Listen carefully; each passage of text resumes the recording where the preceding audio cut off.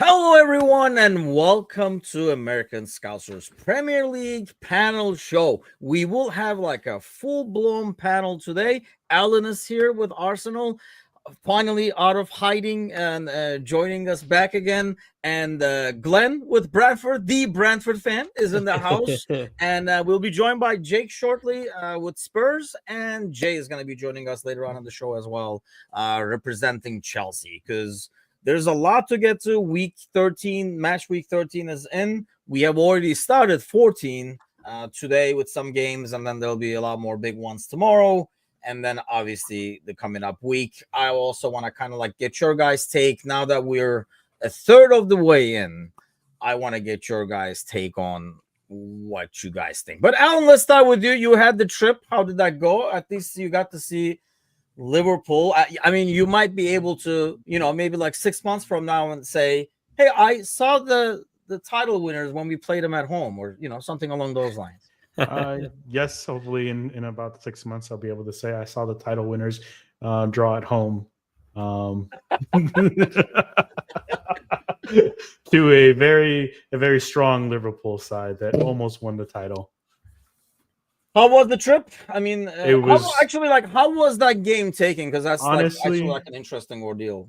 honestly as a supporter of this club and a supporter and a lover of football in general, it was an amazing trip. It was an amazing atmosphere, and it was everything that everyone told me it was going to be like, and 10 times that. And it was very beautiful just to get to know and get to meet a lot of people that love this club and like to talk about this club and have lived it in their entire lives and lived in that area.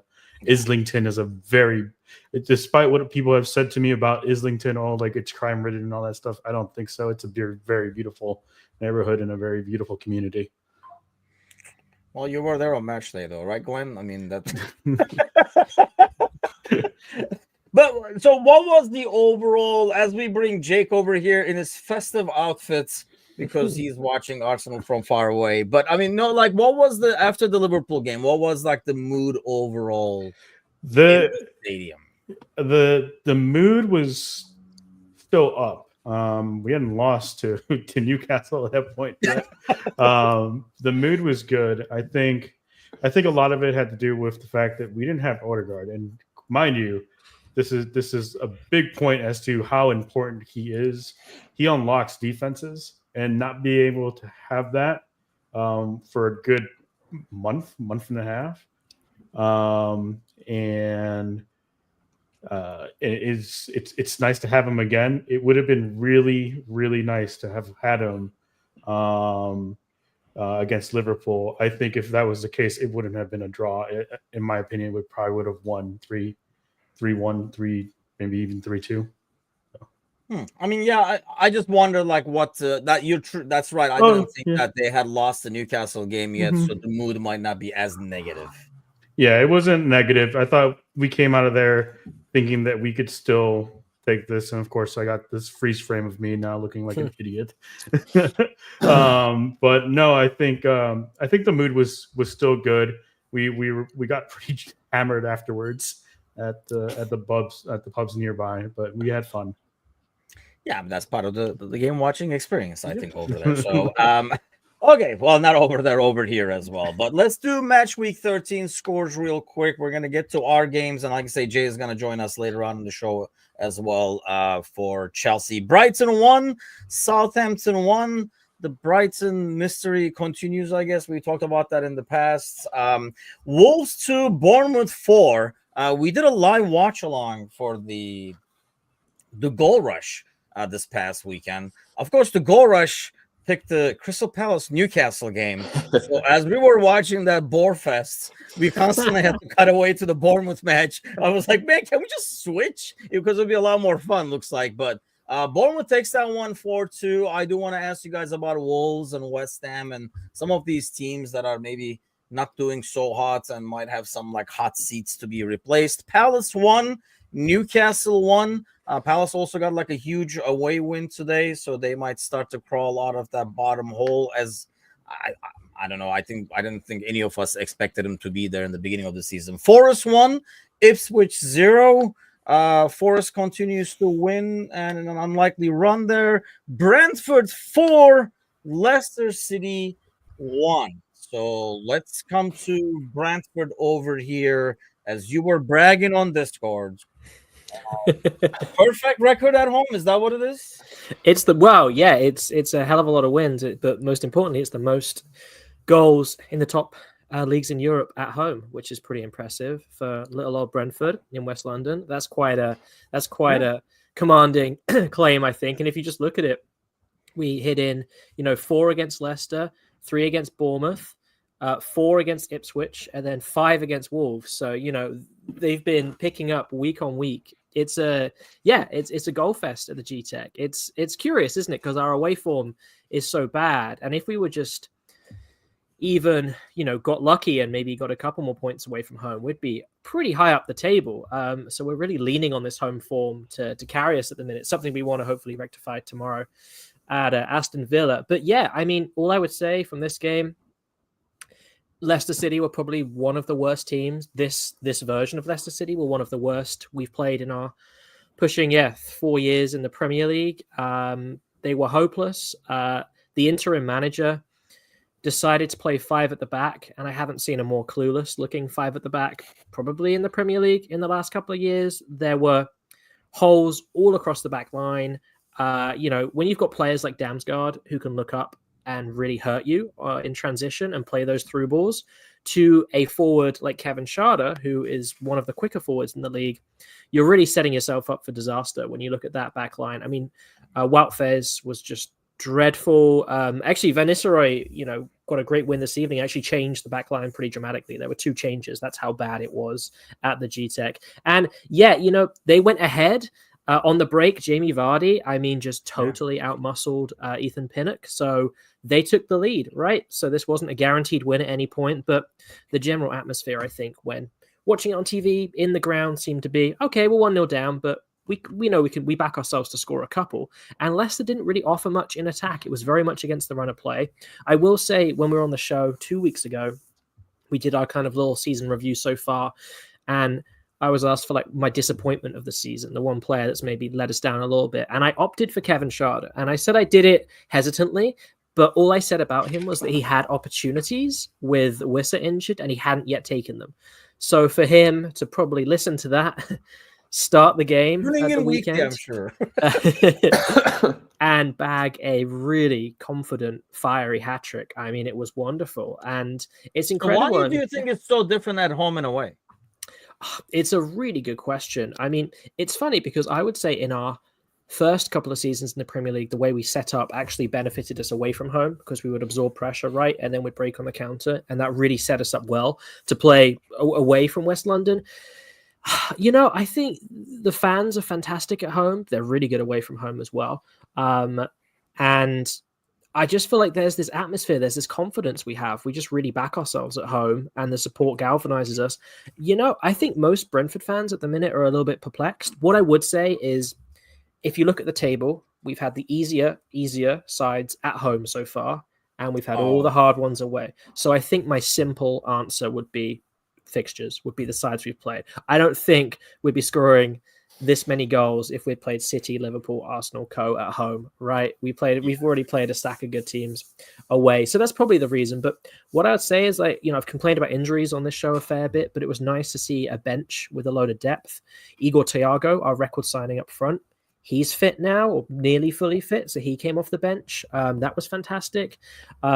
We've got a bit more depth. We've got energy. We've got depth. And I'll tell you what, I think a big test of this increasingly confident Brentford, again, will be at Villa Park tomorrow. I mean, let's see if we can do this on the road, because it seems to be a lot of fun at home right now. And Goal Zone should have been parked at the G-Tech. Yes, I know. If it was up to me, I would have probably picked, the Bournemouth game probably, because I think it would be interesting there. But yeah, unfortunately, we got stuck with the Crystal Palace game, which on paper, I don't know. Crystal Palace at home is always going to be cagey, so I don't know who's picking these, but that's a different story. Let's get to the next game. West Ham 2, Arsenal 5. I mean, we were talking about this, will Arsenal lose anything this weekend before we play City kind of a deal? I had no hope because I think they're in shambles. We saw today again that they're kind of in shambles. that game was almost over before it started. But then it felt like a FIFA game where you're kicking somebody's ass and you kind of like start to relax and stuff. And then they're like, oh shit, they started to score. And then, like you kind of like go back. But is that just West Ham being really poor? Or do you have like a new resurgence in belief in Arsenal? I think I see a new resurgence. I think just the last couple games that we've had, being able to score again, being able to unlock defenses, not being held down to just our tactics of just sitting out and absorbing anymore. I think we're able to actually be creative, and unfortunately, we did allow those 2 goals against West Ham. I think those were just silly mistakes that you can't allow a foul. You just can't allow a foul like that near the box, and then they scored off of that, and then just the miscommunication in the first goal between the defenders that led to that. But other than that, getting 5 goals against West Ham isn't an easy feat. This is still a really good team, just poorly coached. With I know even Leicester players. had to be on them today, so that's why This I is had true. no hope with West Ham. This is true. Out of that game. Some people had hope, but I was like, Mhm. nah, not really. I think it's almost like, I know, watching them today, it looks like everybody's waiting for the new manager already on the pitch kind of thing. We'll ask Shay about the Villa game. Shay had like a business ordeal, so he couldn't join us today. I would like to talk to Shay and see if he's blaming the Champions League, because that's what everybody's saying, obviously. And it's, like it's almost like tough. We saw the same thing with Brighton. We saw the something with Leicester way back in the day. When you're not used to that midweek, especially top level battles, it can kind of derail the season. And Villa's like 12th or something like that. We'll go to the standings and take a peek. But I mean, we were talking for them for like top 4, top 6 and stuff early in the season, and it has really derailed. But Tottenham won, Fulham won. We haven't talked to you in a while, Jake. Yeah. I know you were already complaining about like the inconsistency and stuff like that, but like, what is the deal? I guess, like you go smash City, which I really had hopes. We did a live watch along for that one, and we really were hoping, because I felt like it was a perfect matchup, the way Spurs counter and the way City can't defend, kind of an ordeal. But you go from that to it almost like back and forth. What do you think the reason behind that is? Not completely sure the reason, but it's completely predictable now. And you're not a true Tottenham fan if you didn't know going to that Fulham game that we weren't going to win. Because on paper, it's like, oh yeah, beat Man City. This is just cruise into this one. It's just kind of we play to the level of our opponent. So we sometimes just don't feel up for it, and we play down to.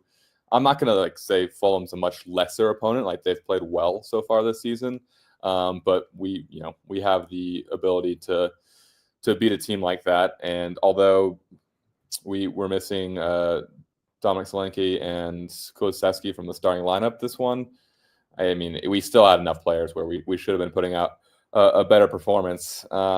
So I don't know. It's frustrating. I used to just lose my mind over it because I couldn't understand what was happening. But now it's like, okay, I'm going into these fixtures with a little bit of like a level expectation, because I know that even though this team is below us in the table, there's a very good chance we don't win this game. And I just have to, temper expectations going into it. But then also at the same time, going into the bigger games, I have higher expectations than usual, because we have that ability to show up and put on a clinic against obviously a suffering Man City team right now. Not entirely sure what's going on there, but 4-time back-to-back champion City team. So it's insane, and I love and hate Postecoglou for it, but I don't think I would change it for anything right now. Obviously, like, if we could, have an invincible season, I'd say yes, but that's not going to happen. So I enjoy what we're seeing right now. It's usually a lot of fun, even when it is frustrating. But yeah, no, I can't chalk up to one thing. I thought missing some players would, do us in against City, but it didn't. and then we missed those same players against Fulham, and it looked like a shell of ourselves. So don't know what to tell you. Don't say invincible and stuff like that. Say Alan was trying to get a word and almost fell off his chair over there. So watch the words you use. I have a question, though. I do have a question. I know Tim mentioned. I'm sorry. I know you're the host, but I jump in, man. It's a panel, baby. Where was this Tottenham side last May? Where was this Tottenham side? At home. At home. You telling me Son couldn't score that again? So is it on the? Do you put that on the manager then, or do you put that on the players? Because it almost sounds like I can understand having a trap game. You know what I mean? Like you have a big game coming up and you kind of look past the initial opponent. But when it happens back and forth, where they really do show up for the big games, do you put that on the players in terms of like putting themselves together on the focus, or do you put that on the management? I think I put it on the players because you can tell by Postecoglou's reaction on the sideline. You know, he's usually pretty even keel. And then there's some of these games, like when we're not even losing yet, it's just, you know, we're drawing or up 1, and he's losing his mind because they're not doing whatever he's, you know, instructing them to do. And then sure enough, we concede 1 or concede another. And, you know, he doesn't put it on the players much in the presser after, but you know, as a manager, you can't really go out and just blame the players altogether. Mr. Mourinho, yeah. Sure. Or Conte, you know. I guess every other Spurs manager did, but so I got to give Ange some props for, you know, not putting it all on the players, even though I think they probably have a good deal to blame. Big Center says, "Are Spurs rumored to be sold soon? Is that true?" Obviously, I don't have the inside scoop for you, but I haven't heard anything concrete as of recent. Yeah, I haven't either. And I thought, you know, why would they? I guess it's not a bad time. You're like, here's the stadium and everything like that, and like cash out on the way out. But I kind of thought they would kind of reap the rewards for a little bit. Yeah, I think the naming rights of the stadium are the next thing to go. We'll sell that to some company with a terrible name, and we will never call it by that name. We'll just call it Old or New White Hart Lane or whatever. It's all right. Yeah, I had not heard that actually. I had not heard the story about them being sold, but United 4, Everton 0. I do want to. We will get back to this one because I do want to. Obviously, they're gonna play Arsenal next tomorrow, so that kind of like changes that game. And we were kind of, as Liverpool fans at least, we were kind of hoping Ten Hag would stick around until the new manager comes in and the new manager smell faces Arsenal and City and stuff like that, and so far. But I do want to come back to them and ask you guys in terms of how you guys see them now, like where you guys see them ending now. Is this kind of like a temper? They did play Everton, and they got that. I mean, to be honest, I was watching that game, and in the beginning, Everton had some chances, but Everton being Everton could not finish, and that game could have been totally different if they did. So I know the score is a lot more flattering, I thought, than the game was, at least in the first half. I kind of like left after the first half, but Liverpool 2, City 0. Alan, how painful was it to root for City in this game? What? I didn't root for City. Really? I was rooting for you guys. No, you were not. If you guys, I'm gonna be honest right now. If you guys win the league, I'll be okay with that. You know why? Because fuck City, man. I hope they lose this league. I hope they get relegated. I hope everything happens to them. You know, banter aside and everything, I want to win this league as much as everyone wants to on this panel. But if City lose this league completely and finish in 5th or below, I am perfectly okay with that. And as much as I want Arsenal to win the league and chant and just, you know, celebrate the panel on the panel the day after we win the league, if City don't win the league, I'm okay with that, as long as Tottenham don't win it. Are you going to show up if we win the league? Are you going to show up for the panel show the next day, though? I'll be drunk. Yeah. If Liverpool win the league, I'll be here. I'll be here for it. I mean, here's the thing. I mean, obviously, on our channel, I've talked a ton about this. So, and everybody watching has already heard me talk about this game enough. I thought it was extremely impressive, and I was almost like overly impressed and pleased with what I saw, especially coming on the heels of the Madrid game, which was in the same way as dominant. I was not totally sold on how good we are. I think like over this last couple of weeks, we've proven over and over again. I was like, maybe we are damn good, damn it. Like, but to the outsiders, like we'll start with you, Glenn. Like, how do you view that game, both for Liverpool, I guess, and for City? Yeah, it's a great question. With Thanksgiving break, I had a bit of extra time off, and I got to watch the Madrid game all the way through, which was really nice. And I got to watch the marquee event of the season so far, arguably right towards the top of the table, the Liverpool City game. And I agree with you. I mean, I think Liverpool were consistently dominant and in control of the majority of both games. And I mean, credit to Liverpool, to the manager, to the players, to Kelleher, for example. Yeah. There's moments that define a season, and that penalty save. I get it's not knockout football yet, but like with your record against Madrid, with the atmosphere, with your dominant display so far, to save that penalty was just a symbolic victory, I think. It was incredible, let alone it prevented, this equalizer. So, to see people like Conor Bradley keep Mbappe quiet, to see, Trent come back in after a lightish injury and look pretty confident, to see Gomez come into the team and with Van Dijk, really keep Haaland pretty quiet throughout the game. I mean, it's so impressive. And what I love about this team is Curtis Jones, right? For me, he was one of the standouts against Madrid. He looked fantastic, really confident. We know he's thriving in this new system. He wasn't even starting this game because you've got so much talent. Like, Slobosai in the middle. Like, I think he was, if I remember rightly, he was on the bench in midweek in Europe. He cycles into the team. He's one of your, premium players. I feel like this is one of those seasons where you guys do have that depth at the minute. Even seeing Luis Diaz move to the center, right, against Madrid as well. You have a brilliant coach, you have a brilliant squad, and you have flexibility in this squad. I think that's something that actually is good for Brentford right now. We have flexibility in where our players are being put, and they're thriving, like Keane Lewis-Potter doing amazing at left wing back. When I see your starting team, I'm like, yeah, you've got a lot of quality players who can cover a lot of ground, who can work really hard, and who can control the tempo of games. And not only that, you're solid at the back, you're energetic in midfield, but you've got so many forwards, Salah, Gakpo, Diaz, Nunez, Jota when he's back, that can score goals, that can find the back of the net. And for me, this is a machine. You're going to have blips. You're going to lose a couple games. We all know it's going to happen. But if you can control, if you can keep Madrid quiet, if you can look this confident, yeah, City are out of form, but the way you guys just played your football and you looked so confident throughout it, I was really impressed. I wanted to watch more of Liverpool. I watched, 180 minutes? I want to watch your guys' next game. It's entertaining football. It's not the Pep ball fest. It's actually really good, progressive, enjoyable football. I love it. It's exciting.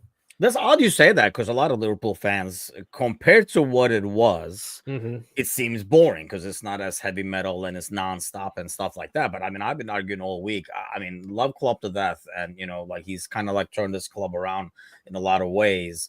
But if Klopp is still the manager, I'd be afraid that this weekend's game ends up 2-2 or something like that because we keep going like crazy, and then they get us on the counter or something like that, and then it becomes like a huge goal fest. Whereas just controlling them, keeping them away. I mean, basically, we said you can have the ball, but they could not create anything. So that was, I mean, that's probably what I like the best is we don't get as exposed in the back and it's not as scary. Like we were talking about your boys, for example, Jake, in terms of that high line, and sometimes it can be, like kind of like leave you really open for anything to happen at any given second. There's a method to the madness, but that madness eventually comes through and then you concede goals. What did you think of the Liverpool City game? I mean, you got City at the right time, obviously. But I mean, that's not really an excuse for City. Like, they had the lineup that could have produced something better than what I saw, at least in the first half, when they had one shot, I think, which, was insane that you guys kept them so limited and created so much in the attacking third. It completely swallowed them. And I think kind of what you're talking about with the Klopp and Arne Slot difference is they've really learned to control themselves when they have the lead, and they keep pressing, but not so hard and rock and roll heavy metal as they call Klopp's football. They do it in a systematic way where they're not going to lead themselves so open at the back when they go forward and susceptible to that counterattack. And it just really changed how they handle once they go up and continue to put the pressure on without leaving themselves exposed. And it really made City look like a lower table team. Do you got? I mean, I know we were talking about. So as we look at the standings over here, and goddamn, that looks good, doesn't it, Alan? But yeah, I mean, it's when we were talking about it, I think maybe like a month or so ago, where everybody was pretty darn close. I know the default answer, I mean, obviously, except Alan, was City in terms of like being the favorites. And I know they were on top at the time, but they were still considered favorite because of what they can do. I'm gonna get to Alan, but let's go reverse. Let's start with you on this one, Jake, because I know you said City at the time. Do you still consider, obviously you're not gonna say City is the favorite, but who is the biggest challenger you think to Liverpool right now? I think the answer to that is Arsenal, just based on how they're playing now, and people coming back from injury. They look revitalized and a completely different side than that team that had a pretty poor run of form that took them out of the title contention for a bit, and still currently. But it just takes Liverpool to drop points 2 weeks in a row, and they're back in it. And you put the pressure on. You see what the pressure can do to teams, like Arsenal previously, when City kept on just winning underneath them and just waiting for them to drop points. They could do the same thing to Liverpool. And I mean, it's a new manager with Arne Slot, so you don't know how long this is going to go for the rest of the season. It could be one of those things where they fall off in the final third of the season, and you see them start dropping points here and there, and it's enough for Arsenal to catch them. I don't know. City seem like they're in a bad place. I mean, never count them out, but if I had to pick Arsenal or City to challenge against Liverpool, I'd probably pick Arsenal right now. I mean, this is like, we don't agree on a lot of things. So I actually bought a clip. We played this on a live watch along that Glenn was on. This is probably the last time we all agreed on something until now, where we all agree on enjoying City's misery. But yeah, this was the last time we agreed on everything. And either way, like, I hate to see that when really good players get knocked out, whether they're my rivals or not. That's not good for the game at the end of the day. What if it is Bruno Fernandes?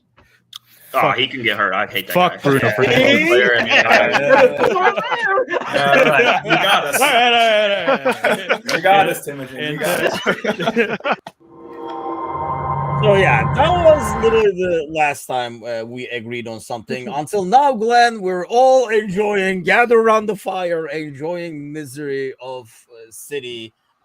They were like, it was like a lot of good banter, singing them like, sacked in the morning and stuff like that. And he's pointing like sick to the fans and stuff. I thought it was like good, lighthearted banter. But then again, the week before, he almost scratched himself to death and stuff like that. Do you still put, City in the title race as the biggest threats, or do you put Arsenal or even Chelsea? Yeah, it's a great question. Yeah, Arsenal have to be the closest rival at the minute with the experience they've had previous seasons. They've had the heartbreak, right? They've had the frustration. We've all seen it in the documentary. I do think the situation as it sits right now suits Chelsea. I think Chelsea, there's no pressure on them. There's no expectation. They've got a really good run of games. They've got good fixtures coming up. They've played well. They have arguably, I think, the best creative midfielder, arguably one of the best in the world right now in Cole Palmer. Nicholas Jackson's looking like a bit of a goal machine at the minute.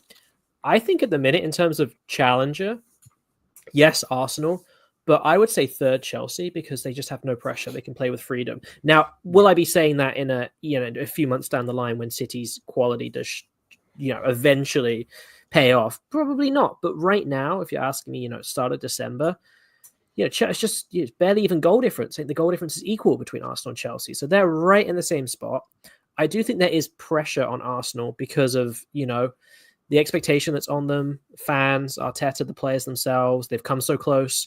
And, a lot of people have said, on Twitter and stuff, like, wouldn't it be ironic if the one time City implode, it's Liverpool that kind of sneaks in? Well, that's 2 times though now. Well, yeah, exactly. Again, and it was Liverpool last time. Precisely. So, and See, the fact this is the thing I don't like, though. I know, like, when you look at the standings and stuff like that, obviously City is having a poor run. Arsenal has dropped points. But if you think about it, if you look at the standings right there, it's not like, Liverpool is losing points too. And despite that, the other guys are so bad that Liverpool is up. I mean, I think what gets lost in the mix is because of City, I think it's become such a huge talking point, to the point where after the game, they keep talking about the 11 points, almost ignoring Arsenal and Chelsea in the middle, who were like 9 points behind, because it makes, I think, a bigger talking point. But to me, while I agree the gap is so big because of the form of the other ones, but even if, Arsenal and City were on top of their game, Liverpool would still be even. It's not like, we're having a poor run and then happen to be on top at the same time. Does that make sense? Yeah, I agree. And I think, Liverpool are there on merit. And there is the table's not lying, right? When there's that gap between first and then into second and third and then down City and fifth. Liverpool are the team to beat. And this is one of the reasons some people are writing off City right now and saying, they kind of are out of the title race is A, they're playing poorly. They just look very disorganized. They're shipping goals every game. They've completely lost their attacking fluidity. They need to get De Bruyne fully fit and starting. It's a mess right now. But B, Liverpool, are playing this excellent, flowing football, and they look so good. So I think you've got two things. You've got City being pulled down, and you've got Liverpool really soaring at the minute. And based on what we've discussed already, these performances against Real Madrid and against Manchester City, there's nothing so far to us indicating that Liverpool are going to stop playing good football. In fact, Liverpool probably want as many games as possible in the Premier League right now. Let's keep playing them. Let's keep winning them. We have the momentum. So it's the two things at once. I think, it's interesting to look who's in the middle. You've got Liverpool up here, City in fifth. We still have Brighton in fourth, but I'm sure that won't last too long because they're too inconsistent. But it looks to be a bit of a 3-horse race at the minute, which is funny because Man City are only 2 points off second.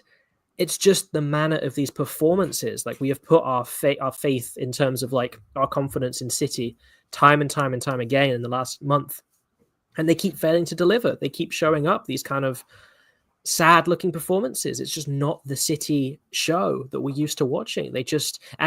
Pep's, for once, he's going to be not just chasing because they've chased well, but they're going to be actually really behind the pack and in a way that isn't giving people much confidence they will catch you. I think that's the key part at the minute.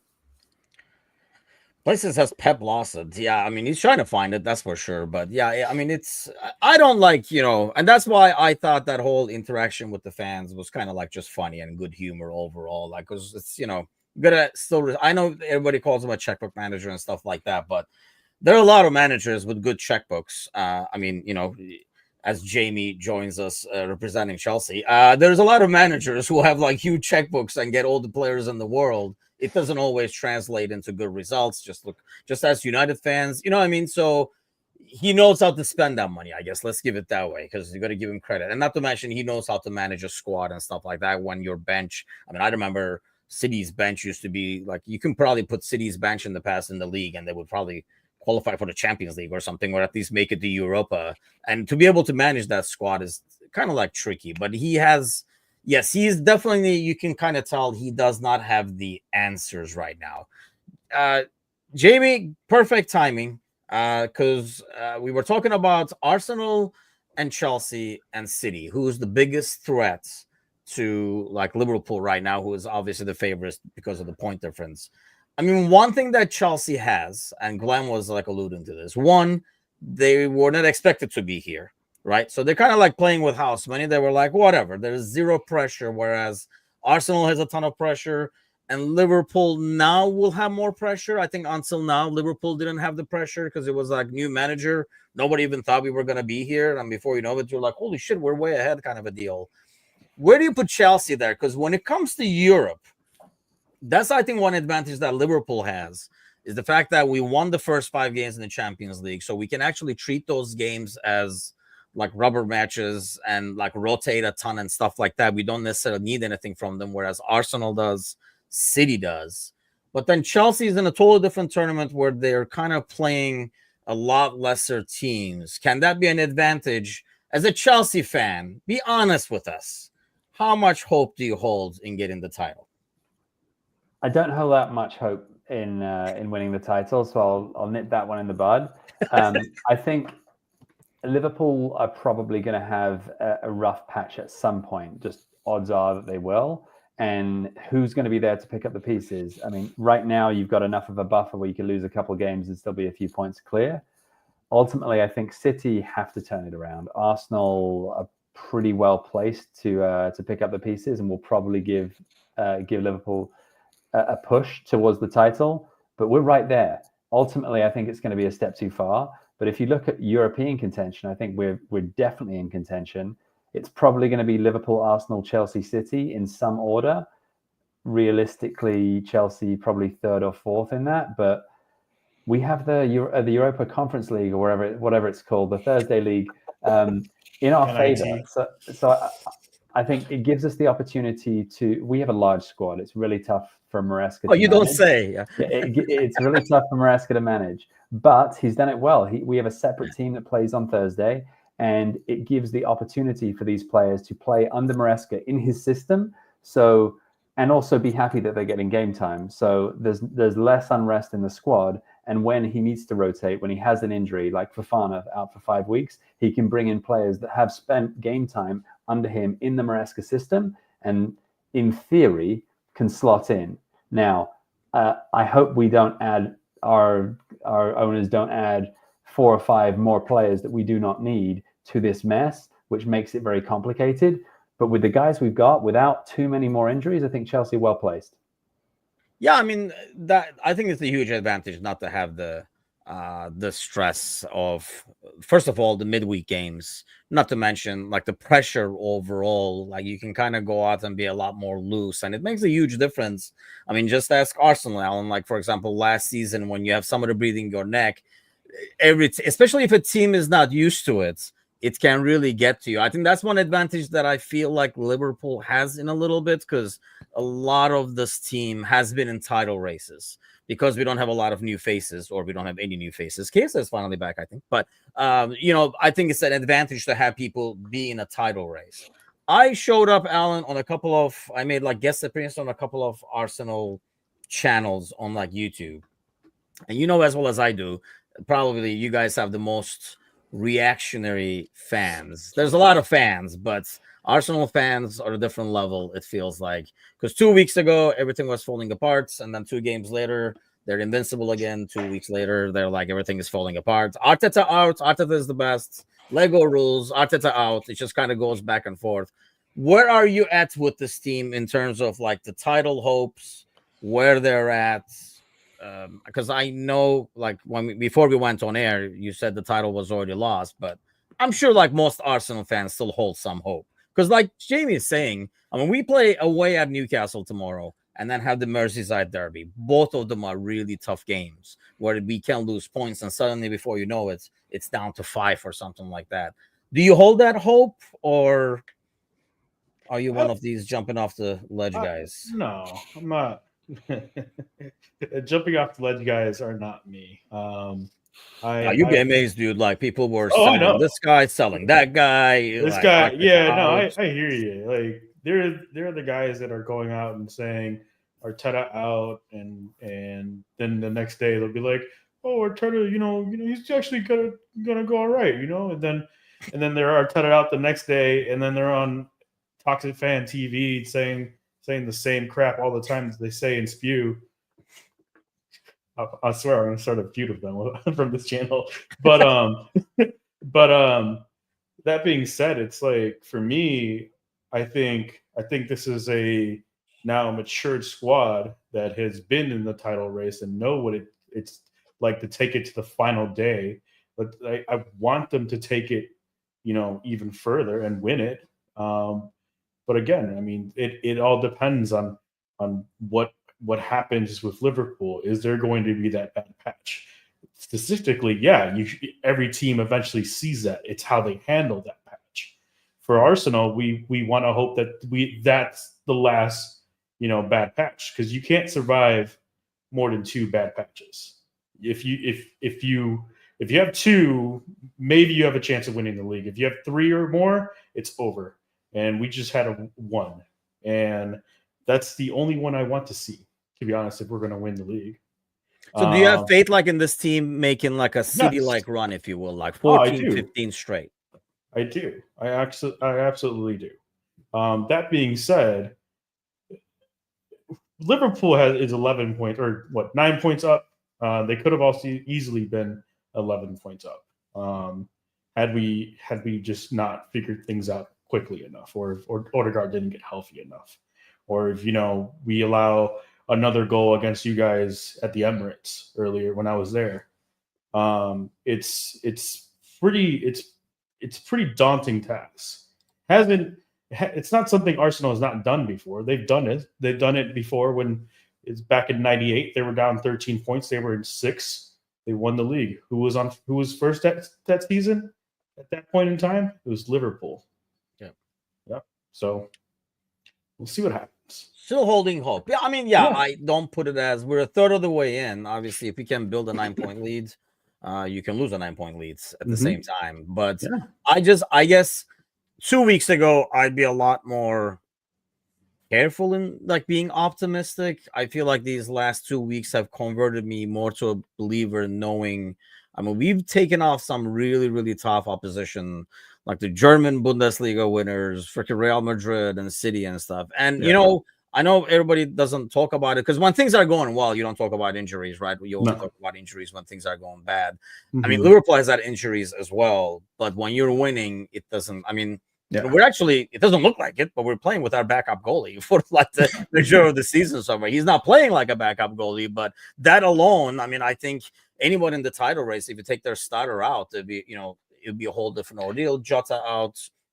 And finally, RV's back and stuff. But here's the thing, too, is that with Liverpool, they have, and I think Glenn mentioned it, is that they have a squad that has been there and has won it before. They have players, they have a captain, they have the leadership on that team, from Robertson to Van Dijk to Salah. These are the players that have been in this title fight and have won it against City. They've won it for a point away from being Centurions as well. A loss away from being invincible. Like they know what it takes. It takes getting to over that 90-point mark, to getting deep into that 90-point mark, to make it basically impossible for City to overcome in April and May. Because if I remember correctly, the league was won in April that year from Liverpool. Or, I mean, not April because, pandemic, but it would have been done in April. At the same time, Arsenal doesn't have these players. They don't have the leadership that has been there. Maybe we have Rice, who has won a European trophy in the Europa League. Odegaard, when Real Madrid won trophies, he was shipped off to different to his lone league clubs. Like these, like he was carrying the Gatorade bottles back and forth. Yeah. Aside from Jorginho, Zinchenko, and Jesus, all these players have not been in a real title fight. Have not won major trophies yet. So that's one thing I brought up to the Arsenal guys. I mean, before we go to the kind of look at the standings again, real quick, let me ask you that, because they were talking about Arteta, and the criticism on Arteta was in terms of signings.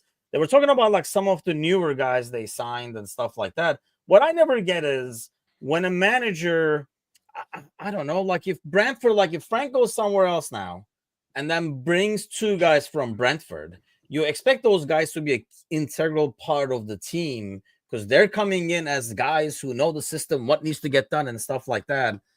I find it odd that Arsenal fans were really harping on like some of the moves that was done in this offseason, and not saying that he brought Zinchenko and Jesus and stuff. He's not even playing them. If we're going to play these guys, why the hell did you bring him over from your old team? Or they have like a side thing going with Pepe over there?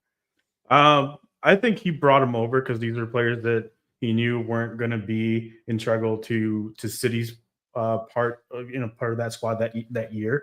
That was the year they also brought in Haaland, if I remember correctly. Zinni was also out of favor with Pep. I think Arteta brought him in that year because that was the year that they just got back from Champions League football. He wanted players that had been in the title fight. Oh, okay, that makes sense, I guess. And he wanted players that he knew.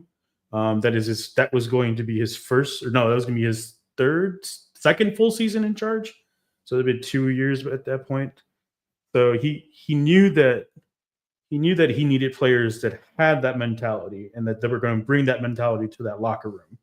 Now the case is with both of them is that we've outgrown them, and they've also have lost form over time. They're not the players that they were when they were at City, and they weren't. And Zinni for sure is not the player that he was when he first came on to Arsenal, because by far, he 100 times better than what Tierney was. Just like how we went from Tierney being a future captain of the team to now it's his injuries, is out of form.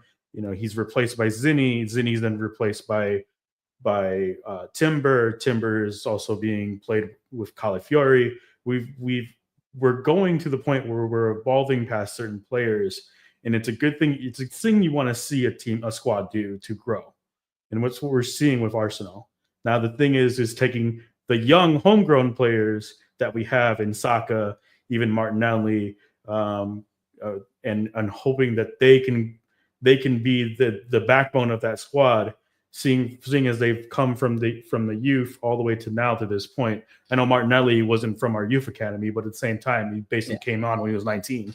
So these are players that have been with the squad since even Unai Emery, and have been able to explode with Arteta. It's like Saka is by far one of the best players in the world right now, even though he gets little recognition of it. I guess I don't know, it's because he's not Mbappe or something like that.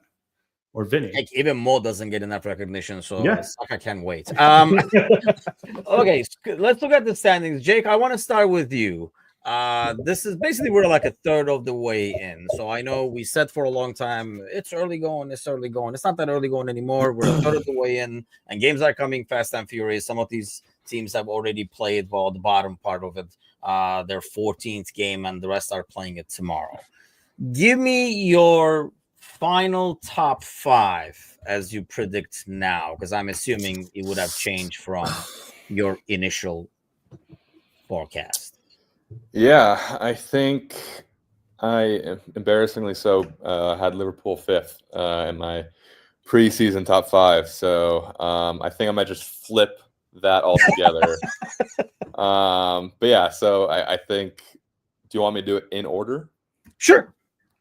Okay, I'll go Liverpool, Arsenal, City, Chelsea, Tottenham. Okay. I can actually see that. Yes. I think that's realistic. I was thinking of like what my answer would be looking at this now. I know like Jamie was saying, like, do we see United climbing up? I want to see like if anybody is throwing United in there yet. Glenn, give me your top 5. Yeah, I'd say same, but I might actually throw United in 5th. I think it's gonna be interesting to see who can be, the least inconsistent out of Spurs and Manchester United for the rest of the season, for the next however many months we've got, because both of them can demolish teams 4-0. Whether, to be fair, that's Manchester City or Everton, I appreciate there is a some kind of difference between them apparently at the minute, but I think that 5th place, I think the top 4, I would be surprised if it was anyone except in order. Well, Liverpool, Arsenal, and then Chelsea and or City, probably City 3rd, as you said, Jake. And then that 5th spot is up for grabs. Surely Forest can't continue to overperform the way they have, but if Chris Wood keeps scoring goals, they keep it tight at the back. I think they're not a fun team for City to face this week. That could be a headache for them. That's not ideal at all. And then there's just a load of teams. I guess Brighton is the team we're overlooking. But as you said, I watched that Saints game, South Coast Derby, Thanksgiving week. That was good fun. And honestly, if it wasn't for a really controversial and poor, in my opinion, VAR decision, Southampton get the win. You lose at home to the bottom team who look pretty poor. I mean, and they got outplayed too. Southampton were really positive. First half, all Brighton, they couldn't score enough. They couldn't just finish it off. Second half, wow, it's a different Saints team, and they actually outplayed Brighton for 45 minutes. So I'm not convinced that Brighton or Forest or these fun, dynamic, unusual teams are going to have the quality across the rest of the season. So for me, one of the big boys, whether it's United or Spurs or whoever, will probably just end up rising to that top 5. And it's amazing how tight the league is actually right now, because I honestly did not know. Jake is not going to like hearing this, but I didn't realize they were only a point away from you. As much as we ripped on like United all season, I did not realize they were only like a point away. That middle is so tight that if any team, especially like as like, you know, fast as these games are coming, if somebody can string together like 3 wins, they're going to be all the way up top suddenly, because nobody can get those 3 wins in a row. It feels like it is fairly matched up. Jamie, let's get your top 5. Top 5: Liverpool, Arsenal, Chelsea. I love hearing this. Liverpool, Arsenal, City, Chelsea, and Man United. Really? That 5th place is going to be contested. I think it'll be between Spurs and United. I know I put in the chat a question about whether United could beat City. Wouldn't that be funny? But on City's form right now, Yeah, I mean, they're going to turn it around eventually. They can't keep losing. But then you look at their games, you're like, oh, I could see them losing that. I could see them losing that. But it's in the same vein that when you look at Liverpool's fixtures, the way you're playing, you can't really see them dropping points. Although I can, because I'm a worrier, but yes, I know what you mean. So yeah, I think there's still a lot to play for. As you said, it's incredibly tight. And the same way that a team can string together 2-3 wins, you can also string together 2-3 losses on the bounce, especially if you have an injury over the Christmas period to a key player. We saw 2 weeks ago, no one would be having this level of conversation about Man City, but here we are, 4 or 5 losses on the bounce. What is it? Something like that. And suddenly it looks like they're dropping like a stone. And I think, like I say, for City and Arsenal, not as much, but City, I mean, they have a tough battle to face in the Champions League too. I mean, that 3-0 to 3-3 collapse by itself was a sign that, holy cow, there's something really wrong over here, kind of an ordeal. And every game, I think we're used to, right? They're like, okay, like when it was 3-0, you could even see on the players, they're like, oh, man, we're finally back. Jeez. Woo! And then suddenly it was like, woof, it's 3-3. What the hell? And you can kind of see like the confidence, even in this Liverpool game, you can kind of see that they are lost. I mean, Pep is definitely lost. He's bleeding to death on the sideline. So it's fun times, fun times. Alan, top 5. And don't you dare. Arsenal, Liverpool. Hey, man, I love a believer. I mean, hey, go for it. Arsenal, Liverpool. I want to see. I'm looking at the last at Tottenham's last 5 games to see if they were playing Liverpool and if it would sacrifice the Champions League again. But okay, all right. Arsenal, Liverpool, City, Tottenham, Chelsea. Ooh. There you go, Jake. Of all people, the Arsenal guy with the positive pick for you. Alan's the only one that's not getting coal for Christmas. You know, Ange appreciate has that. to do something here. it just he's too good of a manager to not get something out of this. If it's even the top 4 trophy, as Wenger once called it, like that's he had honestly. As much as I don't like Tottenham, I like Ange a lot, and I like singing that song "Cheer Up, Postacoglu." Oh, what could it mean? But at the same time, it's like he's a really good manager, and it's just to me, it's just I think the trophy drought eventually ends with him, right? Now I don't know if it's a title, I don't know if it's this season, Probably not. but Probably not. Yeah, I don't know if it's this season, but I think top 4 is in the cards, and I think I can see that happening. I almost I really like him. He's a great press conference. That's for sure. I really like his answers and his demeanor, and he approaches things and stuff like that. He's a good manager. Is he a great manager? I'm not sure. I don't know where you're at with Jay, because when we were talking about it earlier, like you said a lot on the players, I kind of have to put that a little bit on the manager too, if you can't. I mean, I know when we had those games where you beat City, then you come home and lose to Forest and, something stupid like that.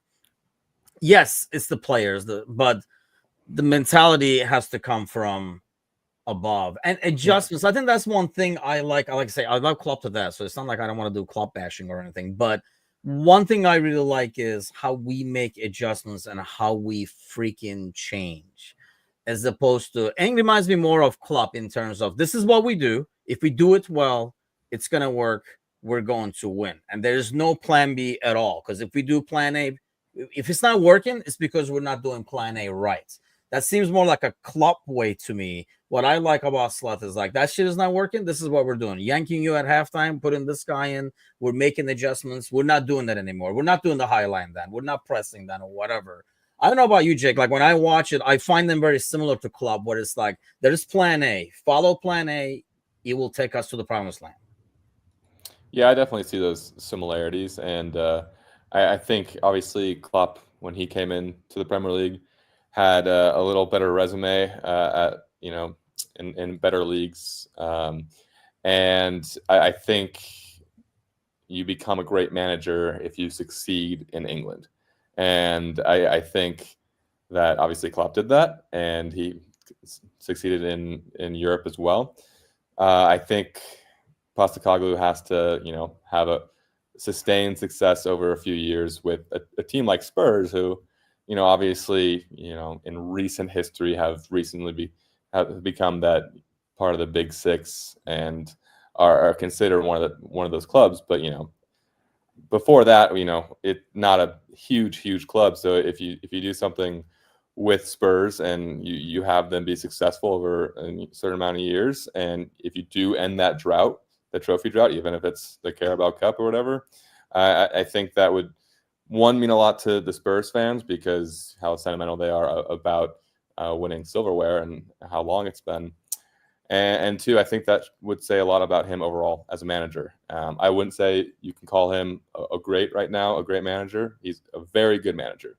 And I think the rest of the season and probably next season is the time frame he has to solidify himself as a great manager. And I back him to do it. We just have to make sure that we're patient with him through the next year and a half. Yeah, that's fair. I agree to all of that, really. And I think for Spurs, it feels like, if this season ends and Arsenal only has like a League Cup or something like that, yes, the ledge will be full. Like you won't be able to get on there. But I think for like a Spurs team, if any kind of silverware is like a huge step onto the next one, so it would be kind of like huge. I mean, he has that going for him, I think, in that sense, to be able to, like, there is less pressure.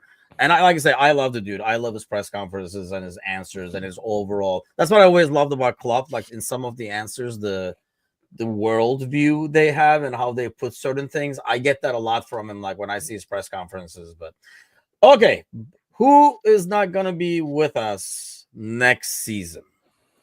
Jamie, let's start with you on this one. As of now, who are you sending back? Southampton, because they refuse to. You talk about adjustments; they will play out from the back and give away goals. Who wants a Christmas gift? Go play Southampton in December.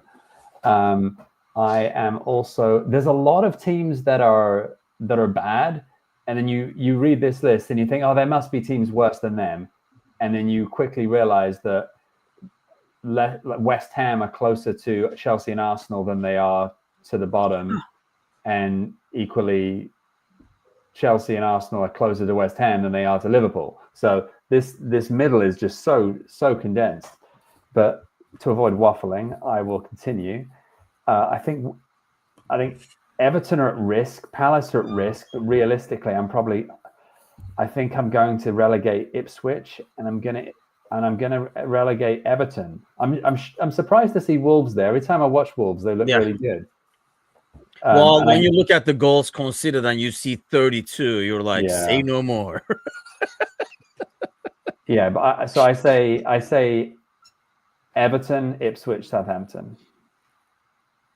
Okay.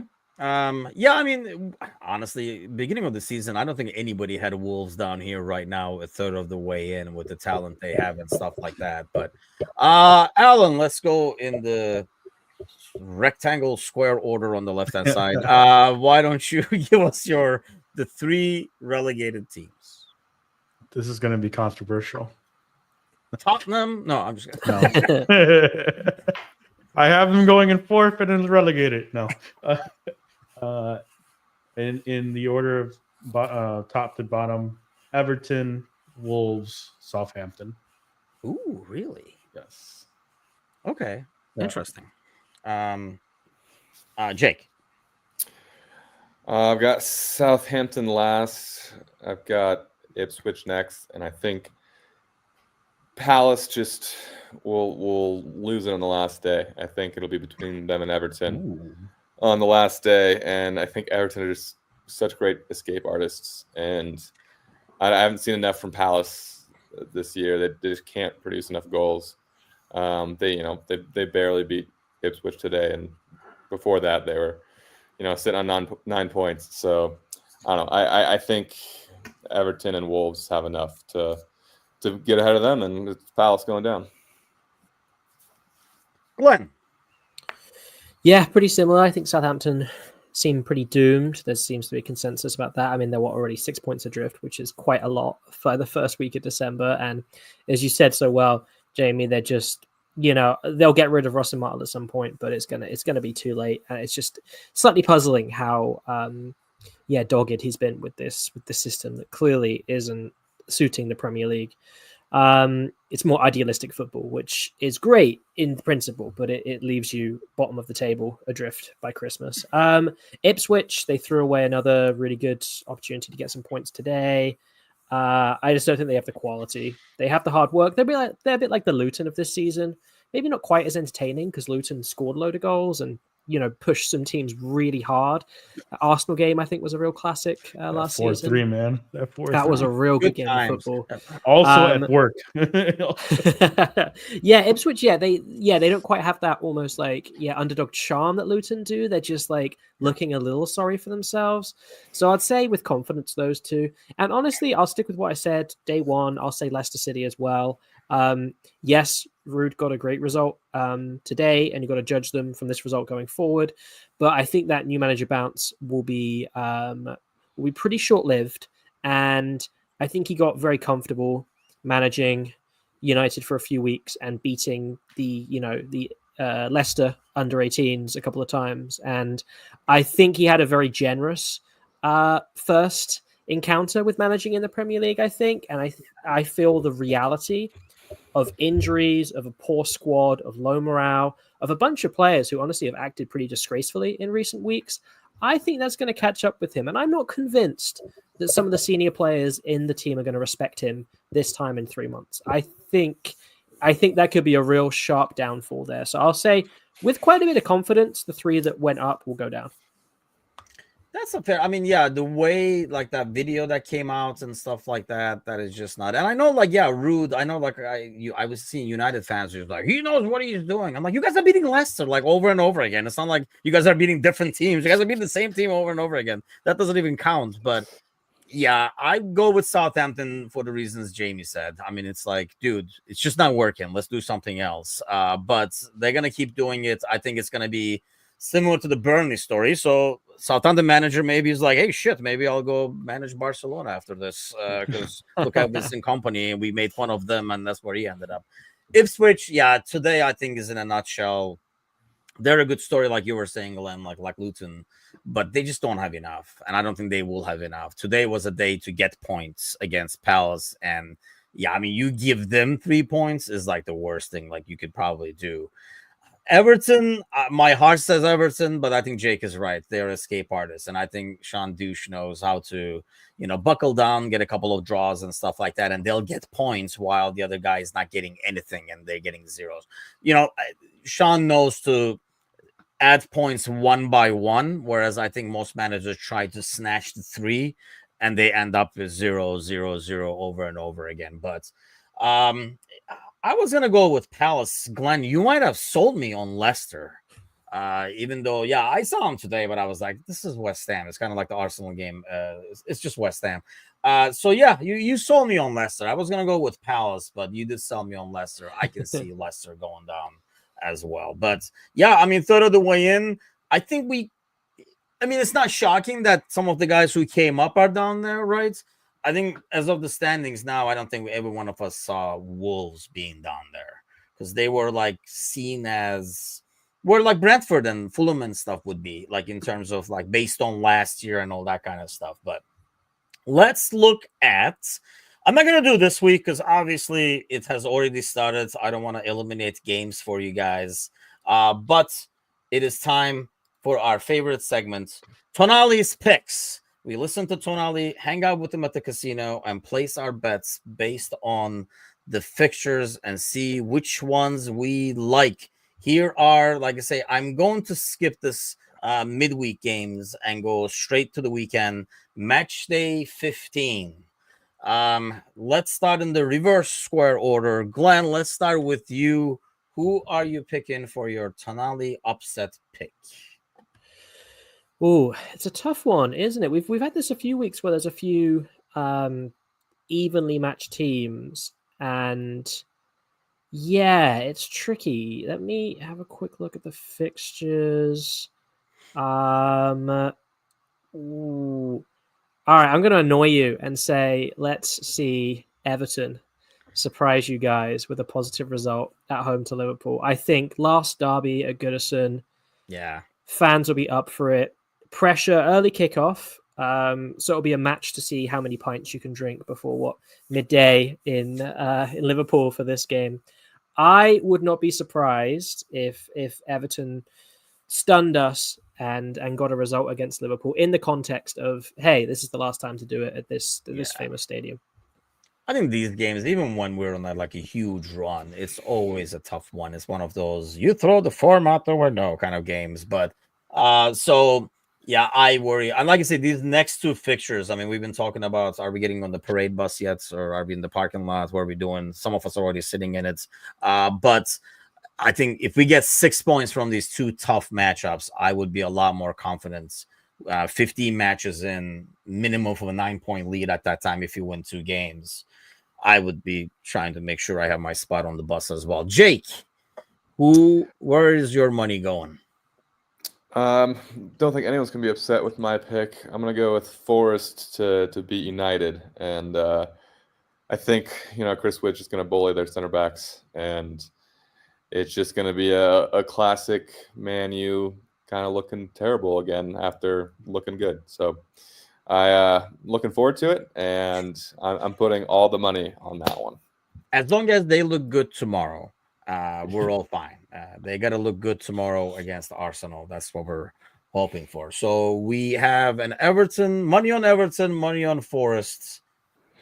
Alan, where's your money going? I hate to do this to my boy Shea. Southampton's winning against Villa. Damn. That's a good odds. That would make Tonali very proud of you if that's the case. Tonali pick right there. I just think something is turning, as we've seen with Unai before in the past in the Prem. It might, if this happens, I think it calls for his job are going to be coming soon, but we'll see. How about you, Jamie? Sorry, I'm on mute. I think City might have enough to get past Palace. But great times.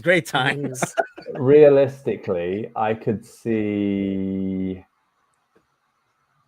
Spurs giving Chelsea problems, but I think Leicester new manager bounce lasting one more game and them getting a result at Brighton is going to be my pick.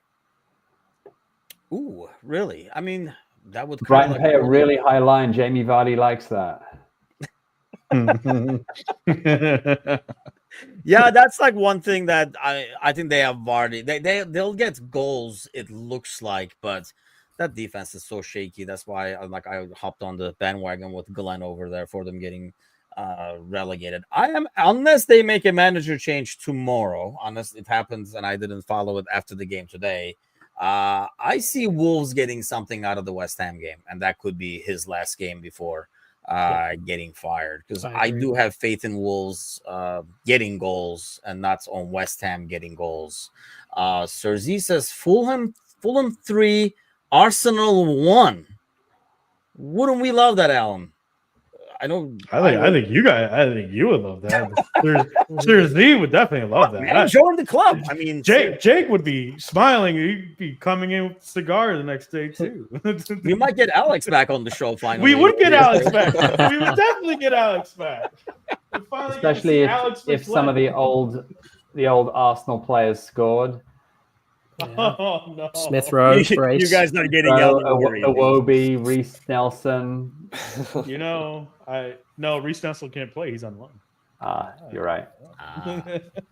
But no, it definitely as I forget the quote goes in Kill Bill, but it's basically she is looking for revenge and she deserves her revenge.